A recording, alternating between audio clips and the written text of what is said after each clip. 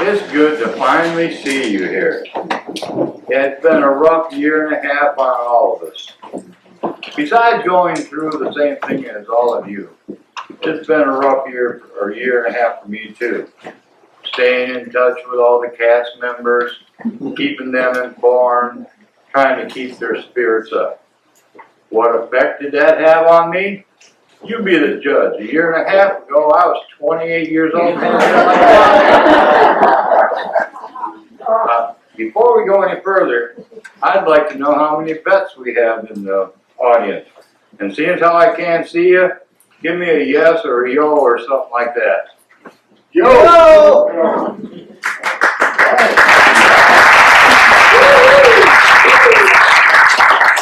It's because of your service and the service of those that came before you that we have the freedom to practice our art here.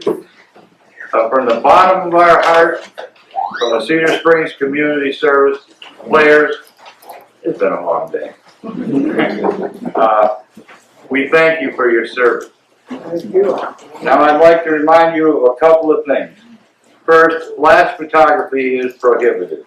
It's distracting to the actors and it can also be dangerous for them. We ask you to please turn off all your cell phones. It's not only distracting to the actors, but also to your fellow audience members.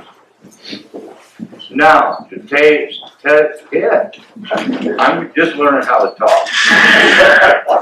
Now I get to say the two phrases that I have been waiting for over a year and a half to say. As the great Jackie Gleason used to say at the start of his show, and away we go. Ladies and gentlemen, this is Harvey.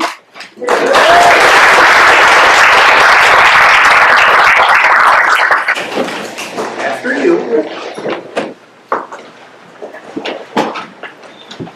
Is this 343? Yes, it is. I got a special delivery here. It's very interesting. Dowd? That's me, Elwood P. Let me give you one of my cards. That won't be necessary, sir. Just sign here. Beautiful day. Every day is a beautiful day. Thank you, sir.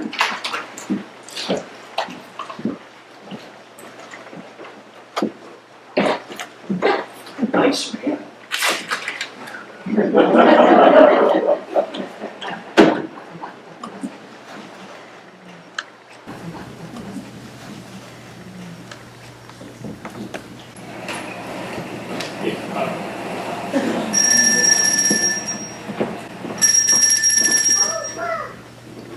Mrs. Simmons? Mrs. Simmons is my mother, but she has guests this afternoon. Who wants her? Oh, wait just a minute. Hang on just a minute. Mother! Mother! Yes, dear. Telephone? Oh, no, dear. Not with all of them in there. Sam busy. Oh, but Mother, it's the society editor of the Evening News Bee. Oh, the society editor. Oh, she's very important. Good afternoon, Miss Ellerby. This is Vita Simmons. Yes, a tea and reception for the members of the Wednesday Forum. You might call it program tea. My mother, you know, the late Marcella Penny Dowd, pioneer cultural leader. She came here by ox team as a child, and she founded the Wednesday Forum. Myrtle, how many would you say? 75 at least. Say 100. 75. Miss Tewksbury is the soloist, accompanied by Wilda McCurdy, accompanist. Come on, Miss Tewksbury's almost finished with her number. She'll do an encore. What if they don't give her a lot of applause? I've known her for years. She'll do an encore. You might say that I am entertaining, assisted by my daughter, Miss Myrtle May Simmons. What color would you call that? Feel the flowers, they told me. Miss Myrtle May Simmons looked charming in a modish black dress, emblazoned with a field of flowers. I wish you could see her, Miss Ellerby. Mother, please, she's almost finished. And where's the caterers? Everything's ready. The minute she's finished singing, we open the dining room doors and begin pouring. The parlors and halls are festooned with smilax. Yes, festooned. That's right, Miss Ellerby. This is the first party we've had in years. There's a reason, but I don't want it in the papers. We all have our troubles, Miss Ellerby. Oh yes, the guest list. Mother, come! If you'll excuse me now, Miss Ellerby, I'll call you later. Mother, Mrs. Chauvenet just came in. Oh, Mrs. Eugene Chauvenet, Sr. Her father was a scout with Buffalo Bill. Oh, so that's where she got that hat. Myrtle, you must be nice to Mrs. Chauvenet. No, she has a grandson about your age. Oh, what difference will that make with Uncle Elwood? Myrtle may remember. We agreed not to talk about that this afternoon. The point of this whole party is to get you started. We worked through those older women to the younger group. Well, we can't have anyone here in the evenings, and that's when the men come to see you, is in the evenings. The only reason we can even have this party this afternoon is because Uncle Elwood is out playing pinochle at the 4th Avenue Firehouse. Thank God for the firehouse. I know, but they'll just have to invite you out, and it won't hurt them one bit. Oh, Myrtle, you have so much to offer. I don't care what anyone says. There's something sweet about every young girl, and a man takes that sweetness and look what he does with it. But you've got to be somebody, Myrtle. That's all there is to it. And if I do, they say, that's Myrtle May Simmons. Her uncle is Elwood P. Dowd, the biggest screwball in town. Elwood P. Dowd and his pal. You promised! All right, let's get down into the dining room. Now, when the members come in here and you do your little welcome speech on behalf of your grandmother, be sure to do this. And after that, I mention my Uncle Elwood and say a few words about his pal Harvey. Darn Harvey! Myrtle May, that's right. Let all the members of the Wednesday Forum hear you. You said that name. You promised you wouldn't say that name, and you said it. Well, I'm sorry, but how do we know that Uncle Elwood will cut in and start introducing Harvey to everybody? This is unkind of you, Myrtle May. Elwood is the biggest heartache I've had. Even if people do call him peculiar, he's still my brother. And he won't be home this afternoon. Are you sure? Of course I'm sure. Oh, Mother, why can't we just live like other people? Must I remind you, Elwood is not living with us. You're living with him. Living with him and Harvey. Did Grandmother know about Harvey? I've wondered and wondered about that. She never wrote me if she did. Why did she have to leave all of her property to Uncle Elwood? Well, I suppose it's because she died in his arms. People are sentimental about things like that. Always say that, and it doesn't make sense. She couldn't have made out her will after she had died, could she have? Don't be didactic, Myrtle May. It's unbecoming in a young girl, and men loathe it. Now, don't forget to wave your hand. I'll do my best. Oh dear, Miss Tewksbury's voice certainly is fading. Oh, not fast enough. Lovely, Miss Tewksbury. Perfectly lovely. I loved it.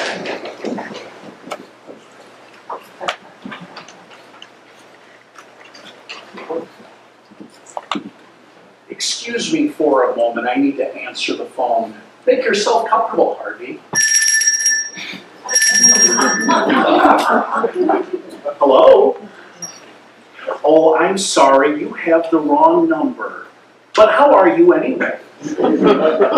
This is Elwood P. Dowd speaking. I'll do? Why, thank you. And what is your name, my dear? Miss Elsie Greenwald. Harvey, it's a Miss Elsie Greenwald. How are you today, Miss Greenwald? Yes, I would be happy to join your club. I belong to several clubs now. The University Club, the Country Club, and the Pinochle Club at the 4th Avenue Firehouse. I spend a good deal of my time there, or at Charlie's Place, or over at Eddie's Bar. And what is your club, Miss Greenwald? Harvey, I get the Ladies' Home Journal, Good Housekeeping, and the Open Road for Boys for 2 years for $6.25. That sounds fine. Yes, I'll take a subscription. How does it sound to you, Harvey? Harvey says it sounds fine to him too, and he'd like to sign up. Yes, 2 subscriptions. Send everything to this address. I hope that I will have the pleasure of meeting you sometime, my dear. Harvey, she says she'd like to meet me. When? When would you like to meet? Why not right now? My sister seems to be having a few friends in, and we would consider it an honor if you would join us. Oh, my sister will be delighted. I'll look forward to seeing you in a very few minutes. Goodbye, my dear. She's coming right over, Harvey.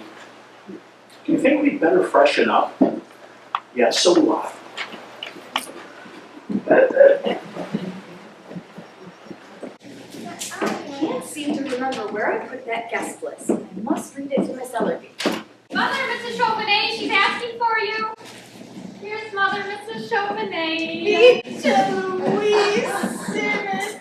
Oh, I thought you were dead. Aunt Ethel, no, I'm very much alive, thank you. And this full-grown girl is your daughter. I've known you since you were a baby. I know. What's your name again?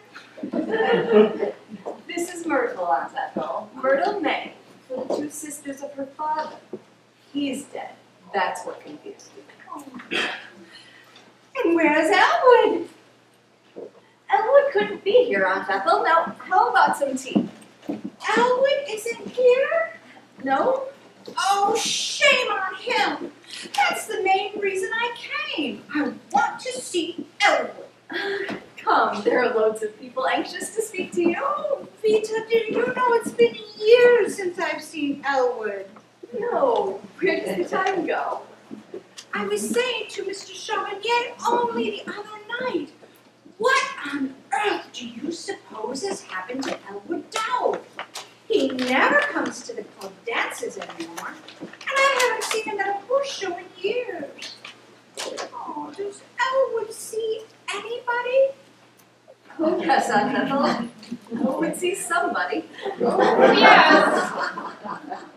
You know, child, your Uncle Elwood is one of my favorite people. Always has been. Yes, I remember. Oh, Vita, is Elwood happy? Elwood is very happy, Aunt Ethel. You don't need to worry about Elwood. Why, there's Mrs. Frank Cummings, just came in. Don't you want to speak to her?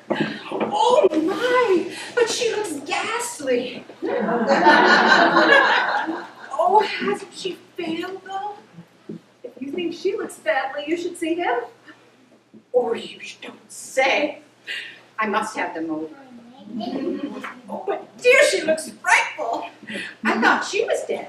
Oh, no. And now, Vita, then what about that tea? Oh, certainly. If you will forgive me, I will precede you. Elwood, Elwood, Dowd. Aunt Ethel, what a pleasure to come in and find a beautiful woman waiting for you. Oh, Elwood. Come along, Aunt Ethel. You mustn't miss the party. There's punch if you don't like tea. Oh, but I do like tea, so pulling at me, you two. Oh, Elwood, now what night can you come for dinner next week? Any night at all, Aunt Ethel, I would be delighted. Elwood, there's some mail for you today. I took it up to your room. Well, did you, Vita? That was nice. Aunt Ethel, I want you to meet Harvey. As you can see, he's a puka. Harvey, you heard me talk about Mrs. Chauvenet? We always called her Aunt Ethel. She is one of my oldest and dearest friends. Yes, that's right. She's the one. This is the one. He says he would have known you anywhere. Well, you both look lovely. Come along, Harvey. We must say hello to all of our friends. I beg your pardon, Aunt Ethel. What? You're standing in his way. Pardon me?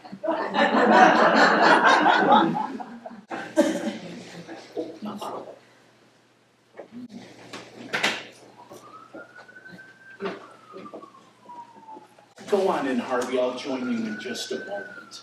Aunt Ethel, I can see that you're disturbed about Harvey. Please don't be. He stares like that at everybody.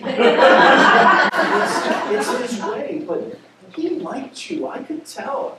He liked you very much.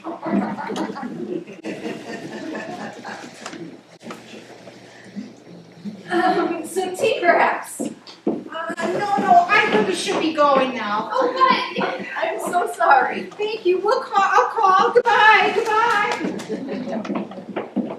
Oh gosh, oh my gosh! Myrtle, where are you going? Up to my room! He's introducing Harvey to everybody! I can't face these people now, I wish I were dead! Oh, come back here. Stay with me. We'll get him out of there and up to his room. No, I won't do it! I can't! Myrtle, now, pretend I'm fixing your corsage. Oh, Mother. We've got to. Pretend we're having a gay little chat. Keep looking. If you catch his eye, tell me. He always comes when I call him. Now, do you see him yet? Not yet. How do you do, Mrs. Cummings? Smile, can't you? Have you no pride? I'm smiling, and he's my own brother. Oh, Mother. People get run over by trucks every day. Why can't something like that happen to Uncle Elwood? Myrtle May, I am ashamed of you. This thing is not your uncle's fault. Ow! You're sticking me with that pin! That'll be Miss Ellerby. Keep looking. Keep smiling. Mrs. Cummings is leaving. Uncle Elwood must have told her what Harvey is. Oh, gosh. Good afternoon. This is Mrs. Simmons. Should you come in the clothes you have on, what have you on? Who is this? But I don't know any Miss Grainawalt. Should you what? Pardon me, but I believe there's been a mistake. What? Never. Never what? One of your Uncle Elwood's friends asked if she should bring a quart of gin to the Wednesday Forum. Well, there he is now. He's talking to Mrs. Helsley. Is Harvey with him? What does he to ask? How can I tell? How can anybody tell but Uncle Elwood? Elwood, dear, could I see you for a moment? I promise you, your uncle has disgraced us for the last time in this house.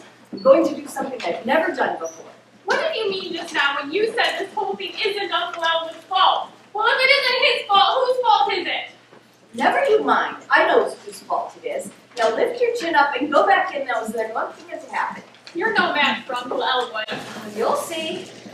Mother's waiting for you. Elwood, could I see you for a moment, dear? Why, yes, sister. Excuse me, Harvey. Elwood, would you mind sitting down in here and waiting for me until the party's over? I want to talk to you. It's very important. Oh, yes, sister. I happen to have a little free time right now, and you are welcome to all of it. Would you like Harvey to wait too? Yes, Elwood, I certainly would.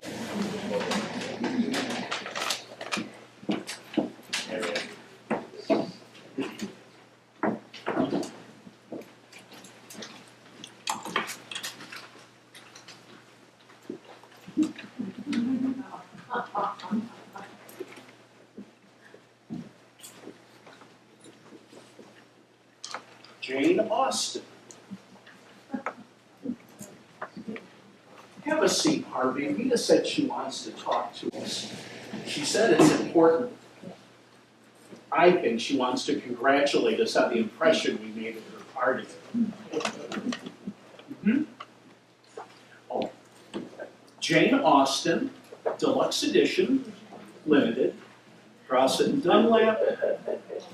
The usual acknowledgments. Chapter 1. The family of Dashwood had long settled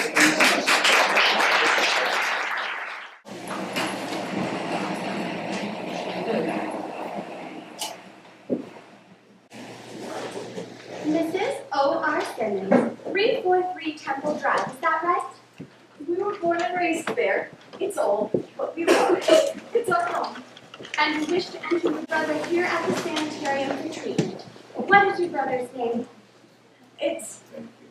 Oh, Mrs. Simmons, what is your brother's name?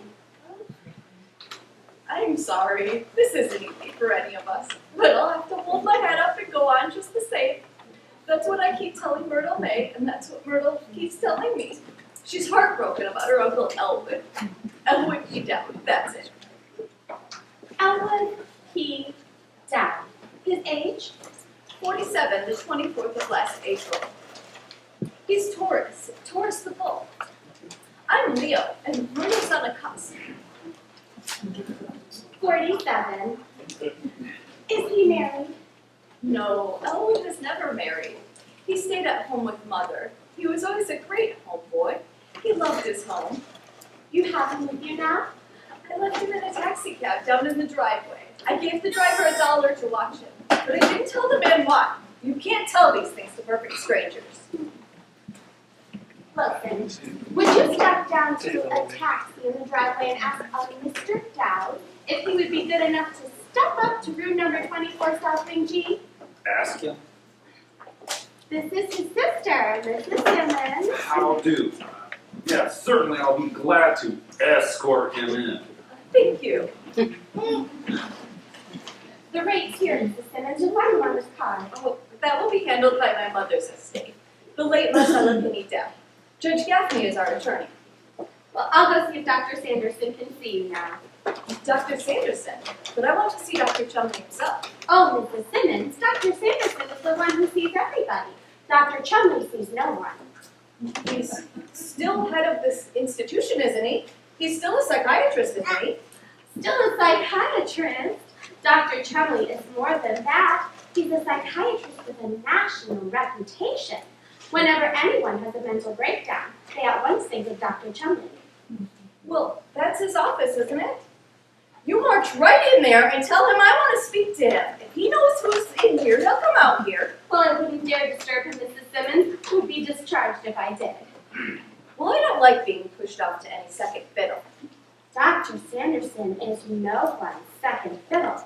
He's young, of course, and he hasn't been out of medical school very long, but Dr. Chumley tried 12 and kept Dr. Sanderson. He's really wonderful. To the patient. Very well. Tell him I'm here. Right away.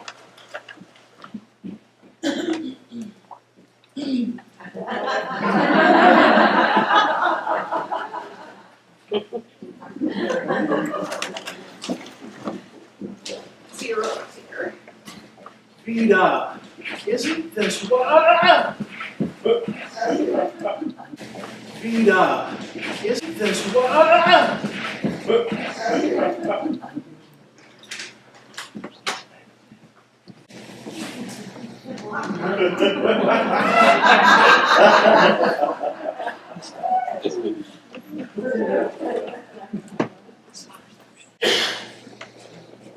Mr. Simmons.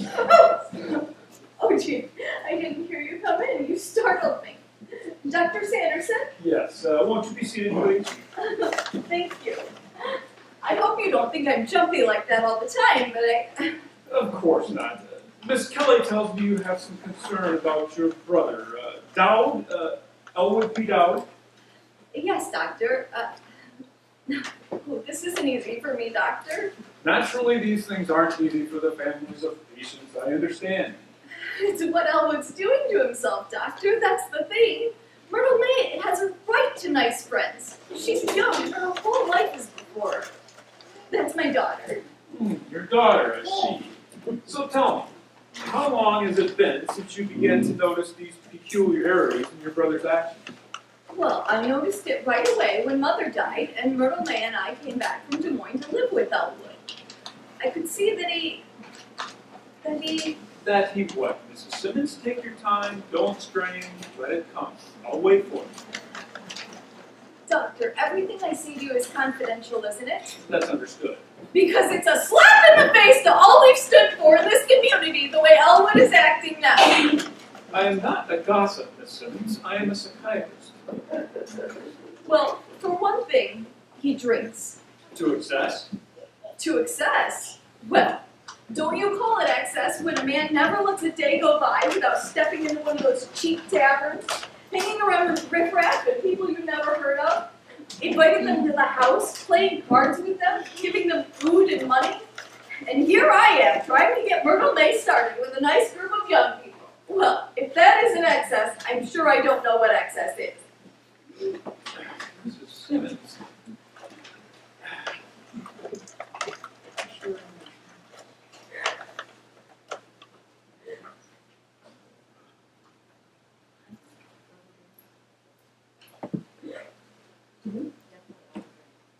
Definitely. Elwood drinks. And I want him committed out here permanently because I cannot stand another day of that Harvey. Myrtle May and I have to set a place at the table for Harvey. We have to move over on the sofa to make room for Harvey. We have to answer the telephone when Elwood calls and asks to speak to Harvey. And then at the party this afternoon with Mrs. Chauvenet there, we didn't even know anything about Harvey until we came back here. Doctor, don't you think it would have been a little bit kinder of Mother to have written and told me about Harvey? And be honest now, don't you? I really don't think I can answer that question. I can, yes, it certainly would have. This person you call Harvey, just who is he? He's a rabbit. Perhaps, but just who is he? A companion, someone your brother picked up in one of these bars of whom you disapprove? Doctor, I've been telling you. Harvey is a rabbit. A big, white rabbit, 6 feet high. Lives in 6.5. Heaven knows I ought to know. He's been around the house long enough. Let me understand this. You say, Doctor, do I have to keep repeating myself? My brother insists that his closest friend in the whole world is a big white rabbit. This rabbit is named Harvey. Harvey lives at our house. Don't you understand? They go everywhere together. Elwood buys railroad tickets, theater tickets for the both of them. As I was telling Myrtle May, if your uncle was so lonesome, he had to bring something home. Why couldn't he at least bring home something human? He has me, doesn't he? He has Myrtle May, doesn't he? Doctor, I'm going to tell you something I've never told anyone in the world before. Every once in a while, I see that big white rabbit myself. Now, isn't that terrible? I've never even told that to Myrtle May. now, I can see that you And what's more, he is every bit as big as Elwood says he is. Now, don't ever tell that to anybody, Doctor. I'm ashamed of it. I can see that you've been under a great nervous strain recently. Well, I certainly have. Grief over your mother's death has depressed you considerably.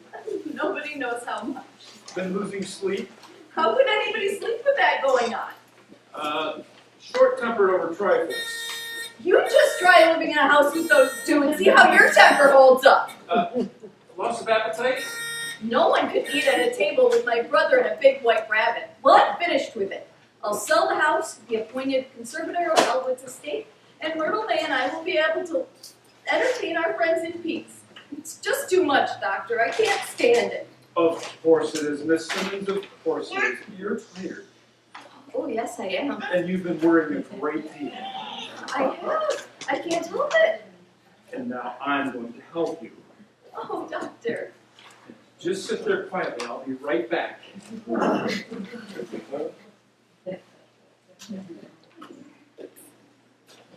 I'll just go down to the cab and get Elwood's things.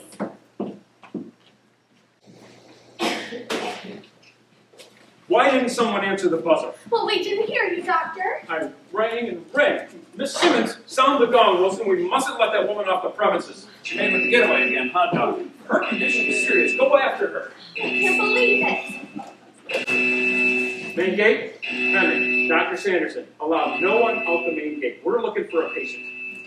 I would never have left her alone, but no one rang the buzzer. Well, Wilson was in South, Doctor. What have we available, Miss Kelly? Number 13, Upper West R is available, Doctor. Have her taken there immediately. I'll begin preliminary treatment. In the meantime, I need to get a hold of her brother, Dow. Elwood B. Dow. Get him on the telephone for me, will you please? But, Doctor, I didn't know it was the woman who needed the treatment. She said it was for her brother. Of course she did. The oldest dodge in the planet. Always used by the cunning psychopath. She probably knew he was coming out here to convince her, so she came out in advance to discredit him. Get him on the phone, please. But, Doctor, I thought the woman was all right, so I had Wilson take the brother up to number 24 South Wing G, and he's there now. You had Wilson take the... No gags, please, Kelly. You're not serious, are you? Oh, I did, Doctor, I did. Oh, Doctor, I'm so sorry. Well, if you're sorry, that just fixes everything. I'll do it, Doctor. Dumpy, would you unlock the door to number 24 and give Mr. Dowd his clothes and Ask him to step into the office right away. ask him to step down to the office right away. There's been a terrible mistake, and Dr. Sanderson wants to explain. Explain, apologize. Thank heaven they haven't put him in the hydro tub yet. She'll let him out. Beautiful. And dumb too. It's almost too good to be true. I'm sorry, Doctor. I didn't know. Judge Gaffney called out here earlier today and said Mrs. Simmons and her brother would come out here. So when they got here, well, you don't have to be sarcastic. Oh, don't I? Stop worrying. We'll squirm out of the sunlight. Well, where are you going? I'm gonna go tell the chief about this. He may want to handle this one himself. Oh, I know you will. He'll be furious. He'll just die. And then he'll terminate me. The responsibility is all mine, Miss Kelly. Oh, no, Doctor. Tell him it was my fault. I never mention your name, except in my sleep. But this man Dowd. Well, just keep him here. I'll be right back. Well, what will I say to him? What will I do? He'll be furious. Look, Kelly, he'll probably be fit to be tied, but he is a man, isn't he? Well, I guess so. His name is Mr. So just go into your old routine. You know, the eyes, the swish, the works. I'm a mute, but I've seen it work on some other people, some of the patients around here. Just keep them here. I don't care if you have to do a strip tease. Well, hold up! Oh, you're just wonderful, Dr. Sanderson. You're just the most wonderful man I've ever met. Yeah, well, how about giving me a lift just the same? What? That's Simmons' dame. Did you catch her? Slick as a whistle. There she was, walking along the path, humming a little tune. So as I jump out from behind a tree and it says, "Sister, there's a man wanting to see you." Should have heard her yell. She's wacky, all right. Take her to number 13, Upper West R. Well, she's there already. I brought her in through the diet kitchen. She's kicking and screaming. I'll hold her if you come and dress her. Just a minute, Wilson. Dr. Sanderson asked me to wait here until the brother comes down. Well, make it snappy.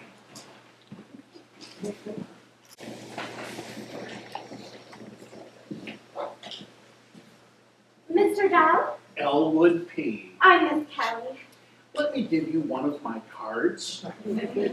If you should want to call me at this number. Don't call me at that one. That's the old one. Well, thank you. Perfectly all right. And if you happen to lose it, don't worry, my dear. I have plenty more. Won't you have a chair, please, Mr. Dowd? Thank you. I'll take two.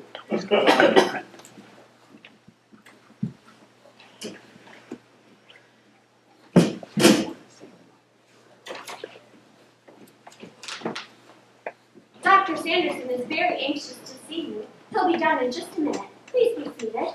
After you, my dear. Oh, I really can't. I'm in and out all the time. But you mustn't mind me. Please have a seat. After you.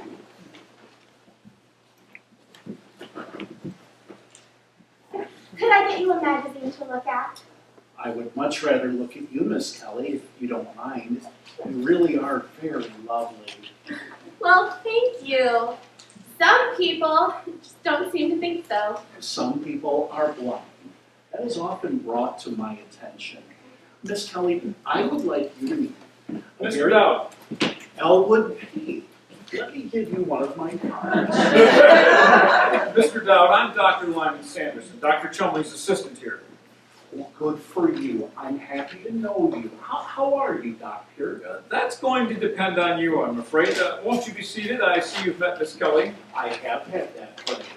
And I would like both of you to meet a very dear friend. Later on, be glad to. But first, please sit down. Just first, I want After Miss Kelly. Sit down, Kelly. Is that chair quite comfortable for you, Mr. Dowd? Yes. Would you care to try it? No, thank you. How about an ashtray? Kelly, could you get Mr. Dowd an ashtray? Is it too warm in here for you, Mr. Dowd? Would you like me to open a window? Mr. Dowd, Dr. Sanderson wants to know if he should open a window. That's entirely up to him. I wouldn't presume to live his life for him.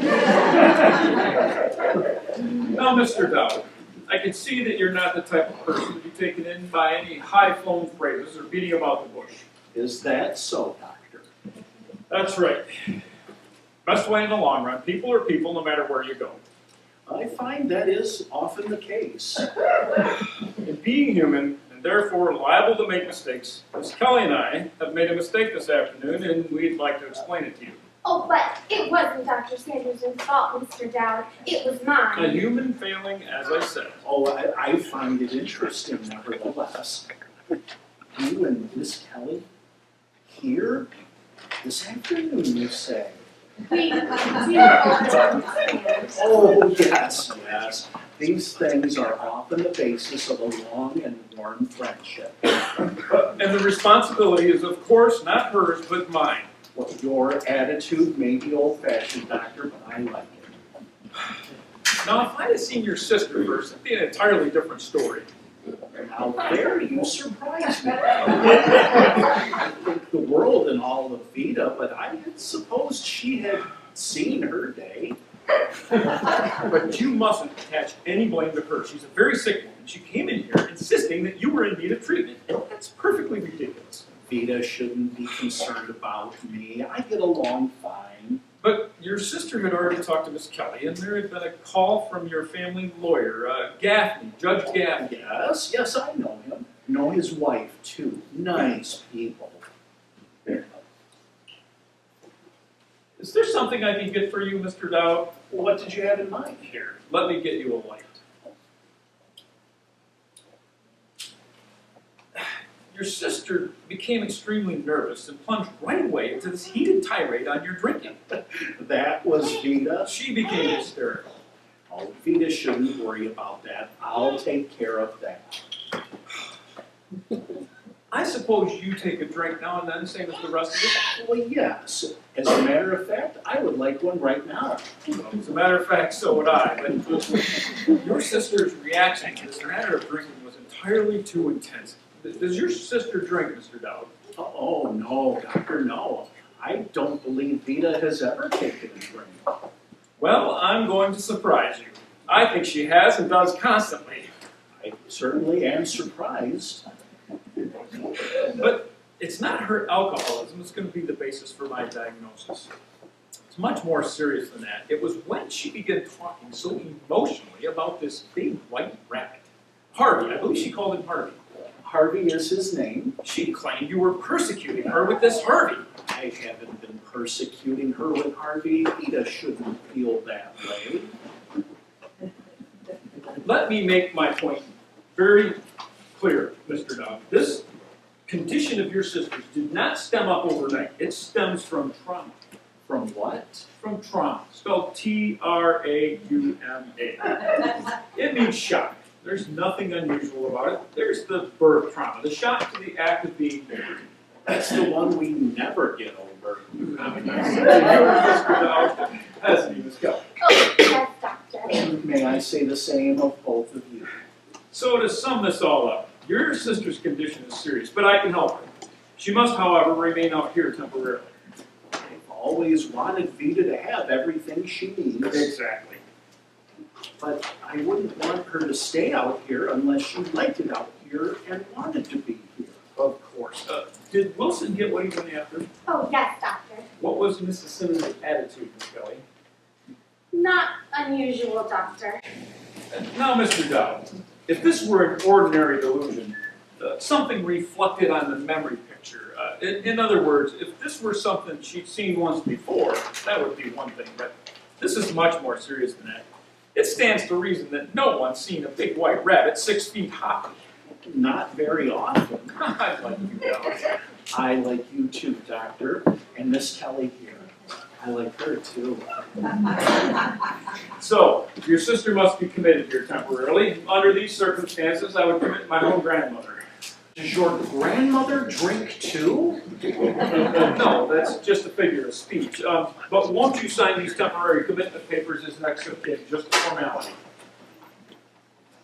I believe you'd better have Vita sign that, Doctor. She always does all the signing and managing for the family. She's good at it. We mustn't disturb her now. Maybe I better talk it over with Judge Gaffney. Oh, you can talk to him later. As a matter of fact, tell him I advised it. And it isn't as if you couldn't come in here and make an inquiry anytime you want. As a matter of fact, I'll fill out a full visitor's pass for you. When would would you like to come back? Wednesday, say? Friday, say? Well, you and Miss Kelly have been so pleasant. I can come back right after dinner, about an hour. Oh, well, we're pretty busy right now, but I guess that'd be okay. I don't really have to leave right now. I'm not very hungry. Miss Kelly and I have to get on upstairs. There's plenty of work to do, but I'll tell you what you might like to do. What? We don't usually do this, but in order that in your mind, your sister's in good hands, why don't you take a look around?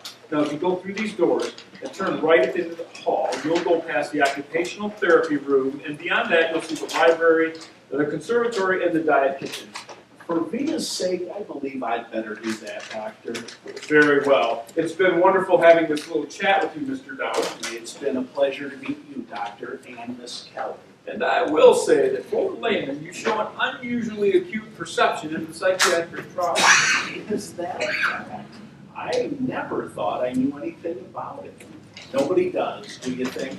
Well, the good psychiatrist isn't found under every bush. You have to pick the right bush. Since we seem to enjoy this so much, let us keep right on. I would like to invite you to join me now down at Charlie's place for a drink. Sorry, we're pretty busy right now. Give us a rain check some other time, we'd be glad to. When?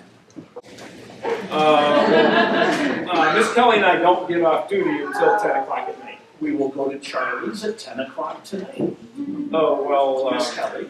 Well, Dr. Chumley doesn't approve of the staff fraternizing, but since you've been so understanding, I guess we could manage it. I will pick you up out here in a cab at 10 o'clock tonight, and the four of us will enjoy a happy evening. I want both of you to become friends with a very dear friend of mine. You said later on, so later on it will be. Good luck, friend.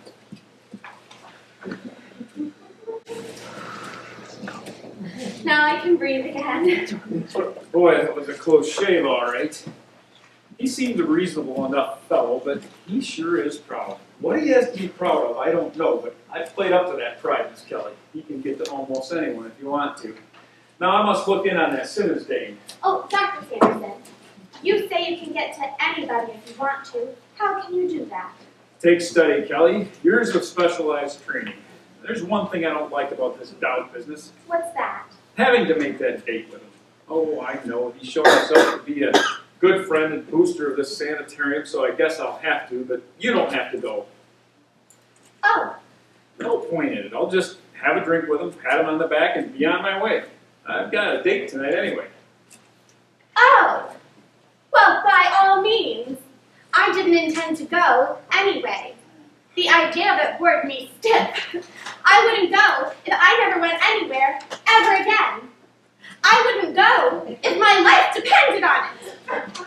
What's the matter with you, Kelly? What are you getting so emotional about? You know, he might be a peculiar man with funny clothes, but he knew how to act. His manners were perfect. I saw you giving him the old doubtful stare. I didn't miss that. He wouldn't sit down until I sat down. He said I was lovely and called me dear. And I'd go have a drink with him if you weren't going. Of course you would, but look at him. All he does is hang around bars. He doesn't have a job. And all that corny bowing and getting up out of a chair every time a woman makes a move, well, he's as outdated as a cast iron beard. But you'd go sit with him and let him flatter. You're such a wonderful girl, Kelly. Now, let me tell you something, you. Dr. Sanderson, Miss Kelly, Yes, doctor? tell the gardener to prune more carefully around my prized dahlias along the fence by the main road. They'll be ready for cutting next week. Yes, doctor? Has the situation with the woman with the big white rabbit been smoothed over? Yes, doctor. I spoke with her brother and he seemed quite reasonable. We've had many patients out here who have seen animals, but never with a patient with an animal that large. Yes, doctor. She called him Harvey. Harvey. Unusual name for an animal of any kind. Harvey is a man's name. I've known several men in my day with that name, but never an animal of any kind. This case has an interesting phase, Doctor. Yes, doctor, it does. Now, I will go upstairs with you and look in on this patient. It might be that we could use my formula 977 on her. I will assist you in prescribing. Thank you, doctor. Now, what is this hat and coat doing on my table? Whose is it? I don't know. Do you, Miss Kelly? Was that Dowd's? No, doctor. He had his hat on. Perhaps it belongs to a relative of one of the patients. Bring me the hat.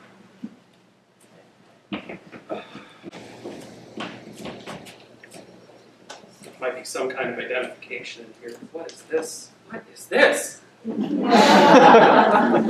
holes cut in the crown of this hat, see? That's strange. Some new fad. Get it out of here, hang them up, get them out of here.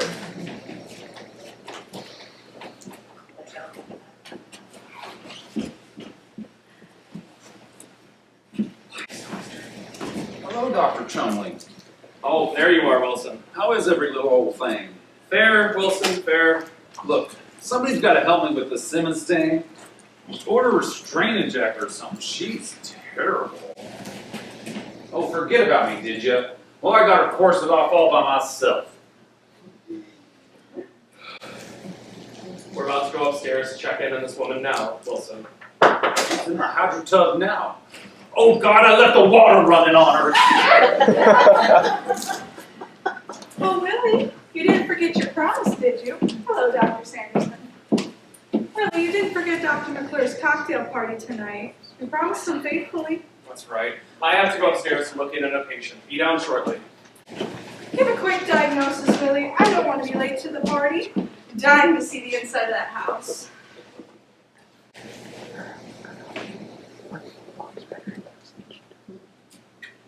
Good evening. Good evening. I'm Mrs. Chumley, Dr. Chumley's wife. My name is Down, Elwood T. Let me give you one of my numbers. You should want to call me at that number. Don't call me at that number because that's the old number. Thank you.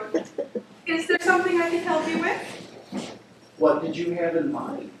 Well, you seem to be looking for someone. You know, I'm looking for Harvey. I went off without him. Harvey, is he a patient here? Oh, no, nothing like that.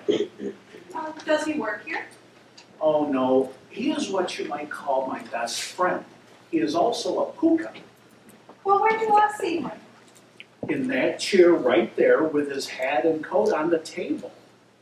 Well, there doesn't seem to be any hat or coat there now. Perhaps he left. Apparently, I don't see him anywhere. What was that word you just said? Puka? Yes, that's it. Is that something new? No, as I understand it, that's something very old. I've never heard of it before. I'm not too surprised at that. I hadn't myself until I met him. I do hope you have the opportunity to meet him, Mrs. Chumley. I'm sure he would be quite taken with you. Oh, that's nice of you to say, I'm sure. Oh, not at all. When Harvey takes a liking to someone, he expresses himself quite definitely. If he's not particularly interested, he just sits there like an empty chair or an empty space on the floor. Harvey takes his time making his mind up about people. Choosy, you see. Well, that's not a bad way to be this day and age. Harvey is very fond of my sister Vida. That's because Harvey is fond of me, and Vida and I come from the same family. Now, you'd think that feeling would be mutual, wouldn't you? But Vida doesn't seem to care for Harvey. It's entirely too bad, don't you think, Mrs. Chumley? Oh, I don't know, Mr. Dowd. I gave up a long time ago trying to make my family like my friends. It's useless. But we must try anyway. There's no harm in trying. Because if Harvey has said to me once, he said to me 1,000,000 times, Mr. Dowd, I would do anything for you. Mrs. Chumley, Yes. would you like to go into town with me now? I would be happy to buy you a drink. Thank you. The doctor and I will be leaving in a few minutes, and if he came down and found me gone, he'd be liable to raise up. Well, he'd be irritated. Well, we wouldn't want that, would we? Some other time, maybe? Thank you. Here's what I'll do, however. What will you do, however? I'm interested. If your friend comes down by the time before we leave, I'd be happy to give him a message for you. Would you do that? I would certainly appreciate that. No trouble at all. I'll write it on the back of your card. What would you like me to write? Tell him to meet me downtown if he has no other plans. Meet Mr. Dowd downtown. Any particular place downtown? He knows where. Harvey knows this town like a book. Harvey, you know where? Harvey what? Just Harvey. Oh, here's what I'll do. What will you do? Dr. Chumley and I are going to Dr. McClure's cocktail party on 12th and Montague. Okay. Cocktail party at 12th in Montague. Thank you. Yes.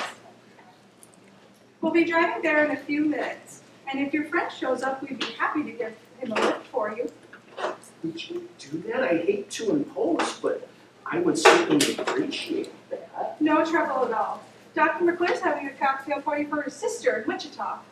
I didn't know Dr. McClure had a sister in Wichita. Oh, you know Dr. McClure? No? But You're quite certain you having time to come into town with me and have a drink? I'm sure, but thank you all the same. It's been such a pleasure to meet you, Mrs. Chumley. I hope to see you again here. So do I. You can't miss Harvey. He's quite tall, like that.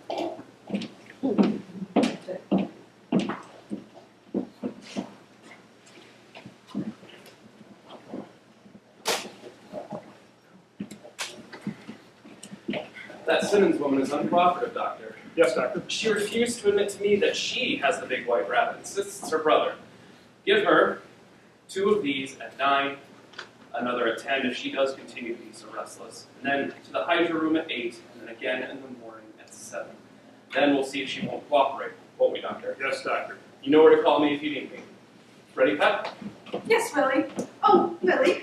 Yes. There's a man, he just came in. His name was, let's see, Dowd, Elwood P. Dowd. That was Mrs. Simmons' brother. I talked to him, I told him he could look around, and I gave him full visiting privileges. She mustn't see anyone tonight. Make sure he knows that. Yes, Doctor. He wasn't looking for her. He was looking for a friend of his. Who could that be? Dr. Sanderson? I don't know. He said he had a friend come in with him this afternoon. Was there anyone with Dowd when you saw him this afternoon, Miss Kelly? No doubt. No, doctor, not when I saw him. He said he last saw him sitting right over there with his hat and coat. He seemed quite disappointed. Dr. Sanderson. Oh, here it is. I wrote out the back of this card. Harvey was his name. Harvey!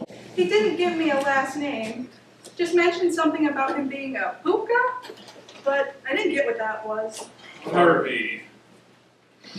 Well, why are you looking at me like that, Willie? This man was very polite and a nice man, and just asked if we'd give his friend a lift into town. And if we can't help people, then why are we living? Where did he go? How long was he in here, Mrs. Chumley? I don't know, just a second ago. Get me that hat. By George, we'll get the bomb list. Main gate? Henry. Dr. Sanderson. Yeah, Judge. Henry, did a man in a brown suit go out through the main gate? He did? He's gone? Judge Gaffney, this is Dr. William Chumley, the psychiatrist. I'm calling about the routine spelling of the name of a patient before entering it into our records. You had called this afternoon about having a client of yours committed. How was that name spelled? With a W, not a U. A Mr. Elwood P. Dowd. Thank you, Judge.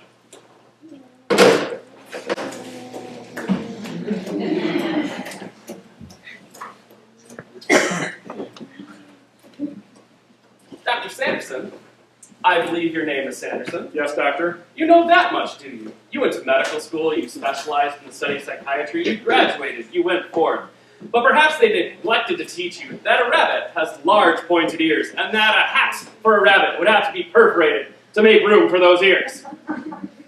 Dowd seems reasonable enough this afternoon, doctor.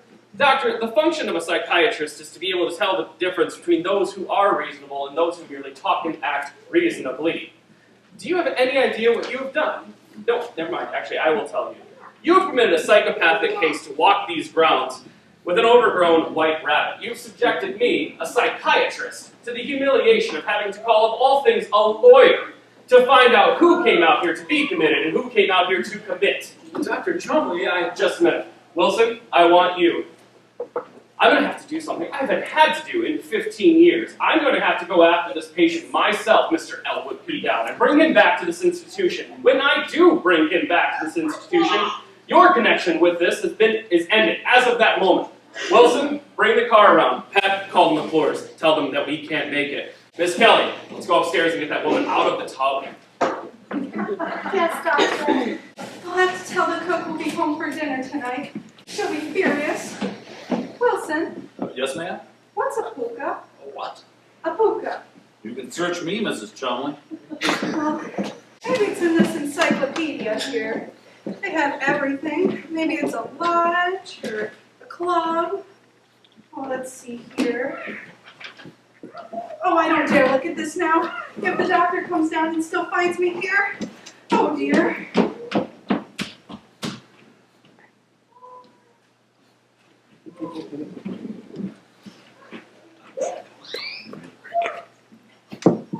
P-O-O-K-A. Puka, from old Celtic mythology. A fairy spirit in animal form, always very large. The puka here appears here and there, now and then, to this one and that one of its own caprice. A wise but mischievous creature, very fond of rum pots, crackpots, and how are you, Mr. Wilson? How are you, Mr. Wilson? Who in this encyclopedia wants to know? Go to hell with it.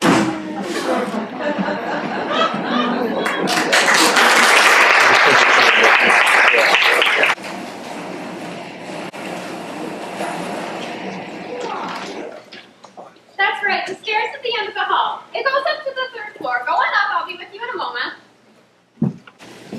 Well, where is she? Where's who? Who are you speaking, Judge? Sit down, won't you?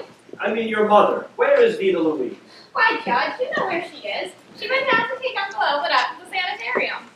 I know that, but I was called to the club with a lot of hysteria. Couldn't even get what she was talking about.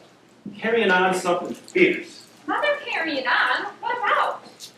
I don't know. She was hysterical. That's strange. She took Uncle Elwood out to the sanitarium. All she had to do was put him in. Did you find it? Oh, I'll be right up. They found it. Who? Found what? What are you talking about? Well, when Mother went out with Uncle Elwood, I went down to the real estate office to have this house put on the market. And what do you think I found there? I'm not a quiz kid. Well, there was a man who was looking for an old house just like this one to cut up into those little buffet apartments. He's going through it now. Now see here, Myrtle May. This house doesn't belong to you. It belongs to your Uncle Elwood. But now that Uncle Elwood is locked up, Mother controls the property, doesn't she? Where is your mother? Where is Vida Louise? Judge, I told you, she went up to Chumley's Rest to tell them about Elwood and Harvey and have Uncle Elwood put in. Then why was I called at the club in the middle of a game with her screaming at me to make her hear about something important? Well, I don't know. I simply don't know. Now, have you got the deed to the house? Certainly, it's in my safe. Myrtle, I feel bad about this business of locking Elwood up. Mother and I will be able to take a long trip now. Out to Pasadena. I always liked that boy. He could have done anything, been anything, made a place for himself in this community. And all he did was get a big white rabbit. He had everything. Brains, personality, friends. Men liked him. Women liked him. I liked him. Do you mean to tell me that once Uncle Elwood used to be like other men, that women actually liked him? I mean, in that way? Oh, not since he started running around with that big rabbit. But they did. Once. Once your grandmother's mailbox was full of those little blue scented envelopes for Elwood. I can't believe it. Of course, there's always been something a little different about Elwood. Well, I don't doubt that. Yes. He was always so calm about any sudden change in plans. I used to admire it. Should have been suspicious. Take your average man who looks up and sees a big white rabbit. He'd do something about that, but not Elwood. He took that calmly too, and look where it got him. You don't believe how far overboard he's gone on that rabbit. Oh, yes, I do. He's had that rabbit in my office many's the time. I'm old, but I don't miss much. What's that noise? A respected buyer on the third floor. Oh, Mother! Oh, Judge! Dear Louise, what's wrong, girl? I never thought I'd see either of you again. Hey, hold her, Judge. She looks like she's gonna faint. Steady, girl, steady. Please, not so fast. Don't rush her, Myrtle. Ease her in. Oh, get me someplace I can sit down. Have a seat, girl. Oh, the gas bill! Vita, have Myrtle make some tea for me, would you? Would you like some tea, Vita? I'll get you some tea, Mother. You get her coat off, Judge. Let Myrtle help you with your coat, Vita. Help her with her coat, Myrtle. Oh, leave me alone. Let me sit here. Let me get my breath. Let her get her breath, Judge. Let me get my breath, and then let me get upstairs to my own bed where I can let go. What happened to you, Mother? Just look at my hair. Why? What happened? What did you do? What did you say? You must have done something. I didn't do one thing. I simply told them about Elwood and Harvey. What's this? Mother. I told them about Elwood, and then I went down to the cab to get Elwood's things. As I was walking along the path, this awful man stepped out. He was a white slaver. I know that he was. He had on this white suits. That's how they advertise. A man. What did he do, Mother? What did he do? He took hold of me and took me in there, and then he... Go on, girl. Go on, Vita Louise. Oh, poor Mother. Was he a young man? Myrtle May, perhaps you should leave the room. No, I should say not. Go on, Mother. What did he do, Vita? He took me upstairs and tore my clothes off. Oh, did you hear that? Oh, go on, Mother. My God, I will sue them for this. And then he sat me down in a tub of water. Oh, for heaven's sake. I always thought that what you were showed on your face. Don't you believe it, Judge? Don't you believe it, Myrtle? That man took a hold of me like I was a woman of the streets. But I always said that if a man jumped at me, I'd bite. Haven't I always said that, Myrtle? That's right, Judge. That's what Mother always told me to do. And then that awful man hustled me into that sanitarium and sat me in that tub of water and began treating me like I was A what? a crazy woman. But he did it just for spite. Well, I'll be damned. And those doctors came upstairs and started asking me all sorts of questions, all about sex urges and all that filthy stuff. That place you ought to be cleaned up, Omar. You better get the authorities to clean it up. Myrtle May, don't you ever go out there. Do you hear me? This stinks to high heaven, Vita. By God, it stinks. You've got to do something about it, Judge. You've got to sue them. Oh, I will, girl. By God, I will. If Chumley thinks he can run an unsavory place on the outskirts of town, he'll be publicly chastised. By God, I'll run him out of the city. Tell me something, Judge. Is that all those doctors think about in places like that? Think about sex? I don't know. Because if it is, they ought to be ashamed of themselves. It's all in their heads anyway. Why don't they go for long walks in the fresh air? Judge Gaffney walked everywhere for years, didn't you, Judge? I need to take some notes on this. You said those doctors came up to you to talk. A Dr. Chumley and what was the other doctor's name? It's Sanderson. But Judge, don't you listen to anything he tells you. He's a liar. Close-set eyes. They're always liars. Besides, I told him something in the strictest confidence and he blabbed it. What did you tell her, Mother? Oh, what difference does it make? Let's forget it. I don't even want to talk about it. You can't trust anybody. Whatever you told Dr. Sanderson, you can tell us. Your daughter, I'm your lawyer. I know which is which. I don't want to talk about it. I want to sue them and I want to get to my own bed. Well, Mother, this is the important thing anyway. Where is Uncle Elwood? You should have known better than to try to do anything about him. Something protects him. That awful puka. Where is Uncle Elwood? Answer me. How should I know? They don't care about men at places like that. Don't act so naive, Myrtle May. What's that noise? I found a buyer for the house. What? Oh, listen, Mother. No matter who jumped out at you out there, you still got to lock up Uncle Elwood. I don't know where he is. The next time you take him, Judge. We don't Elwood hears what they did to me. He won't stand for it. Don't forget to sue them, Judge. Myrtle May, all I hope is that never, never, as long as you live, a man takes hold of you, pulls your clothes off, and puts you down in a tub of water.